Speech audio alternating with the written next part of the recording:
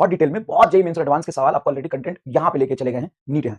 कई बार मुझे ऐसा महसूस होता है कि ऐसा ना हो कि मतलब पेपर बहुत आसान है, लेकिन पेपर अगर बहुत आसान आता है तो भी आप बहुत अच्छा करोगे, क्योंकि हमने बेसिक चीजें बहुत सारी करी है जेईई मेन के और नीट के पीवाईक्यू करते हुए चले हैं। तो बहुत आसान चीजों की हमारी प्रैक्टिस पूरी है। अगर पेपर पुराने पैटर्न पे आता है तो भी तुम बहुत अच्छा करोगे। अगर पेपर बहुत मॉडरेट टाइप का आता है, एकदम मीडियम टाइप आता है, तो भी तुम कर लोगे। अगर टफ आता है तो भी तुम आसान पहले कर लोगे, और जो बहुत टफ होंगे उसको टाइम बचा के सेकंड सेक्शन में देखोगे। पहले बायोलॉजी कर लिया या केमिस्ट्री कर लिया, जैसे तुम करते हो, पहले फिर इसके आसान सवाल कर लिए, फिर तुम जाके क्या करोगे, थोड़े से टफ सवाल करोगे लास्ट में, ठीक है ना। पहले मत अटैम्प्ट करना, क्योंकि टफ सवाल में क्या होगा कि अगर पेपर बहुत मतलब मीडियम और हाई लेवल का है तो टफ सवाल में अगर तुम कहीं फंस गए और वहां पे 3-4 सवाल खराब हो गए, तो एक टफ सवाल करने के बाद भी 4 नंबर मिलेंगे, और बहुत आसान सवाल करने के बाद भी आपको 4 नंबर मिलेंगे, और बहुत आसान सवाल आपसे गलत हो सकते हैं। नीट 2025 में बच्चों के साथ यही हुआ। बहुत सारे डिजर्विंग बच्चे थे, पता है क्या हुआ, पता है क्या हुआ उनके साथ, वो ना मुश्किल सवाल में कहीं फंस गए, और जैसे ही मुश्किल सवाल में फंसे 3-4-5 मिनट लग गया, उसके बाद लास्ट में जब उनको आसान सवाल दिखा उस समय पैनिक कर गए और चेंज इन मोमेंटम में प्लस माइनस करना गलती कर दी है।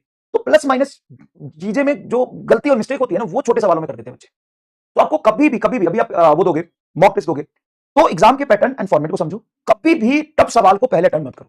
तुम्हारा जैसा भी पेपर अटेम्प्ट करने की स्ट्रेटजी, पहले बायो, पहले केमिस्ट्री, पहले फिजिक्स, जो भी करते हो, लेट्स से पहले बायो करते हो तो बायो को 40-45 मिनट में खत्म करो, केमिस्ट्री को खत्म करो, बायो में 90 क्वेश्चन है, उसमें से आपको 85, 86, 87 सही होनी चाहिए, केमिस्ट्री खत्म करो, फिजिक्स में सबसे पहले आसान सवाल निपटाओ, और बहुत जो टफ सवाल आ रहा है उसको सेकंड अटेम्प्ट के लिए रखो, ठीक है। अगर वो टफ सवाल को जो पढ़ने में तुम्हें पता चल जाए कैलकुलेशन चीजें लेंदी है, उसमें अगर तुमने पहले अपना टाइम खराब कर दिया, यकीन मानो अपने ईगो पे लेके, और तुमको लगा हमने तो बहुत एडवांस का सवाल किया है, तुम कर ले जाएंगे, तो कर ले जाओगे। वहां पे अपनी ईगो सेटिस्फाई करने के लिए थोड़ी ना बैठे हो, तुम वहां पे सेलेक्ट होने के लिए बैठो। सबसे पहले आसान सवाल चूज करके करो, और बाद में जब वो टफ सवाल पे आओ, जैसे 4 टफ सवाल है या 5 टफ सवाल है, उसमें से एक चूज करके कर लो।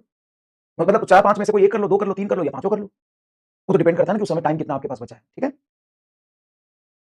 ठीक है ना। अब हम कैसे डिसाइड करेंगे कि क्वेश्चन इजी है टफ है? ये तो आप क्वेश्चन कर रहे हो, नीट के पीवाईक्यू करे, जेईई मेन के पीवाईक्यू करे, एडवांस के पीवाईक्यू करे, हर तरह के क्वेश्चन का एक्सपोजर मैंने क्यों दिया?